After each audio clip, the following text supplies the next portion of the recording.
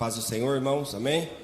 Atos dos Apóstolos, capítulo 9, eu quero ser bem breve. Atos dos Apóstolos, capítulo 9, versículo 15. Diz assim a palavra: Disse-lhe, pois, o Senhor: vai, porque este é para mim um vaso escolhido, para levar o meu nome diante dos gentios e dos reis e dos filhos da terra, dos filhos de Israel, perdão. E eu lhe mostrarei o quanto deve padecer pelo meu nome. Se parasse no versículo 15, irmãos, todo mundo daria um glória a Deus bem alto. Mas quando entra no versículo 16, ele diz: e eu lhe mostrarei o quanto deve padecer pelo meu nome. Irmãos, é assustador, né? Nós ouvirmos uma mensagem dessa. Nós que somos cristãos, os cristãos dessa geração nova, eles não entendem, irmãos, esses versículos que falam que o crente, ou a pessoa que se converte, passa por aflições, passa por dificuldades, passa por perseguições, porque muitos irmãos, eles entendem que quando Cristo morreu na cruz, ele já fez todo o trabalho ali. E nós devemos viver uma vida assim, normal, uma vida como todos os demais seres da terra vivem. Mas, quando o Senhor apareceu para o apóstolo Paulo, que era perseguidor da igreja, no caminho de Damasco, e ele teve ali uma visão súbita e ele caiu por terra, Jesus falou para ele: Paulo, ainda não era Paulo, mas era Saulo, Saulo, Saulo, por que me persegues? E ele falou: quem é, Senhor?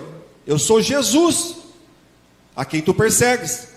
Irmãos, quando ele ouviu que era Jesus, ele entendeu quem que era. E ele, então, irmãos, ele ficou cego. E ele foi levado na casa de uma pessoa ali. E Deus então levanta outro profeta e manda ir na casa dele para falar ali com Paulo. E o profeta começa a pintar um quadro negativo da história ali do currículo de Paulo. Ele não estava errado, Ananias. Só que, irmãos, ele começa a querer dar aula para Deus, ensinar a Deus.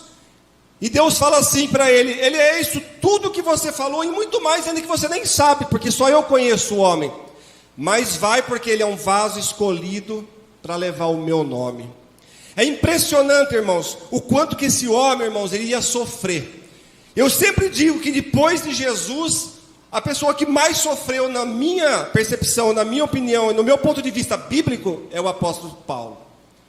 Se você olhar todos os demais apóstolos, mas quando nós olhamos para o apóstolo Paulo, irmãos, nós vemos realmente um homem que sofreu, um homem que padeceu, um homem que realmente entregou a vida por Cristo, um homem que realmente, irmãos, entregou a vida para Cristo.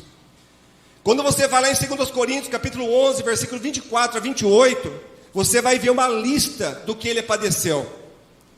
Ele levou 195 chibatadas, irmãos. 5 quarentena, menos 1. Vai dar 200 chicotadas. Ele levou 195 chicotadas, irmão, nas costas. Ele foi apedrejado, ele passou fome, passou necessidade. Ele passou naufrágio. Ele foi, irmãos, bofeteado. Prisões, vigílias. É um homem que tem, irmão, um currículo de verdadeiramente de um cristão. O quanto esse homem sofreu. Mas o Senhor, Ele nunca oculta nada de nós. Quando Deus me chamou, quando Deus te chamou, Ele nunca escondeu nada de mim, de você. O que nós iríamos passar. Quando Deus chamou o apóstolo, Ele foi bem claro. Ele falou para o profeta, para Ananias: vai e diga para ele o quanto ele vai padecer pelo meu nome. E, irmãos, quando nós falamos hoje em sofrimento, em padecer, em passar perseguições, em sermos ridicularizados de alguma forma, quantos aqui já foram ridicularizados, até mesmo pela sua família, ou talvez no trabalho, ou na escola, ou os vizinhos, não sei, alguém já deve ter tirado sarro, zombado, fazendo chacota com o teu nome. Se não foi diretamente, foi por detrás, mas que zombaram de você, um dia zombaram com certeza, quando souberam que você se converteu a Jesus. Como se isso, irmão, fosse uma coisa maléfica, diabólica, satânica. Irmão, se você buscasse as coisas do mundo, como nós buscávamos, carnaval, festas mundanas, as pessoas elogiavam. Nossa, eu te vi na festa, você estava linda, você estava bonita. Mas quando você coloca uma roupa de crente, pega a tua Bíblia e vem para cá do Senhor, as pessoas tiram sarro, zombam, escarnecem. Isso, irmãos, não deixa de ser até mesmo uma pequena perseguição. Mas eu estou falando aqui de perseguição, irmãos, de coisas grandes que esse homem padeceu. Lá em Deuteronômio vai falar, capítulo 25, versículo 1, acerca dos açoites, das penalidades. Os sacerdotes, os fariseus que ordenavam os açoitamentos para os judeus, eles eram tão hipócritas que eles davam 39 açoites, porque eles tinham medo de ultrapassar a lei do Senhor e dar 40, então eles tinham medo e mandavam dar 39 para não perder o cálculo. Então por isso que ele levou 40 chibatadas menos uma. Por isso, irmãos, que ele levou 5 quarentenas de chicotadas, por causa disso, tirando uma. Então esse homem padeceu, sofreu por amor ao Evangelho. E hoje, irmãos, de alguma forma, se nós realmente somos crentes, fiéis a Deus, você vai sofrer perseguição. Não adianta você falar, não adianta você querer pedir para Deus, não tem como, irmãos. Se você é uma pessoa crente, fiel a Deus, você vai sofrer retaliação. O diabo não permite, irmãos, o diabo não deixa crente fiel, não adianta. Ele não pode ir além daquilo que Deus te permitia fazer com você.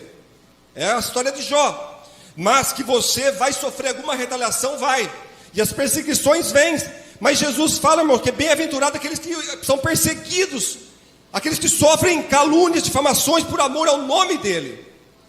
No mundo tereis aflições, mas tende bom ânimo, eu venci o mundo. Jesus, irmãos, padeceu, Jesus sofreu, e nós como cristãos, nós como servos de Deus, somos retalhados, somos perseguidos. Temos as nossas fragilidades, mas temos também as nossas perseguições. E o apóstolo, assim, na minha opinião, irmãos, é um apóstolo que eu admiro muito, por aquilo que ele fez, por aquilo que ele padeceu, por aquilo que ele escreveu. É o apóstolo que tem mais escritos aqui, mais epístolas de qualquer outro, de outras cartas, do que qualquer outro apóstolo. É um apóstolo assim, não que os demais não tenham tido, mas a história do apóstolo Paulo é uma história a ser seguida. Ele chega a dizer para que os leitores dele fossem os seus seguidores, que seguissem o seu exemplo. Isso sim, irmãos, isso sim que é um homem, realmente um homem de Deus. É como a irmã já até falou nessa noite aqui sobre, né, os homens de Deus. E nós temos aqui na palavra de Deus, homens de Deus. Então se você está sofrendo algum tipo de perseguição, ou se você está sofrendo algum desprezo, alguma humilhação, se você é rejeitado por determinadas pessoas da família, ou se você vê que pessoas fazem chacota com você por detrás, onde você trabalha, isso é um sinal, irmãos, que as pessoas viram que você é diferente, que você leva o brilho do Espírito Santo dentro de você. Quando as pessoas olham para nós, irmãos, de uma forma positiva, elas falam assim: nossa, eu vejo alguma coisa diferente em você, eu não sei o que, mas tem pessoas, irmãos, que já é instrumentos de Satanás. Tem pessoas que são servidores de Satanás de alguma forma. E essas pessoas, elas não falam do seu brilho, mas o seu brilho incomoda elas. É diferente daquelas pessoas que têm um coração bondoso, pessoas que não têm malícia. Porque tem pessoas que não são crentes, mas são pessoas boas. E elas olham para nós e vê algo diferente. Eu acredito que quase todo mundo, se não for todos aqui, já teve uma experiência dessa, das pessoas olhar para nós e falar assim: olha, você tem alguma coisa diferente, eu não sei o que, mas nós sabemos que nós temos o Espírito Santo dentro de nós. E o Espírito Santo, ele testifica, irmãos. Ainda mais as pessoas que não são convertidas, elas veem algo diferente, que é a luz de Deus em nós. Porque o próprio Deus habita em nós, na pessoa do Espírito Santo. Amém? Então que você possa saber que tudo que você faz, tudo que você está vivendo, se é por amor a Cristo, você terá uma grande recompensa e o grande galardão quando chegar a sua vez e a minha vez de estarmos lá com o Senhor na glória. Amém? Deus abençoe, em nome de Jesus eu agradeço a oportunidade.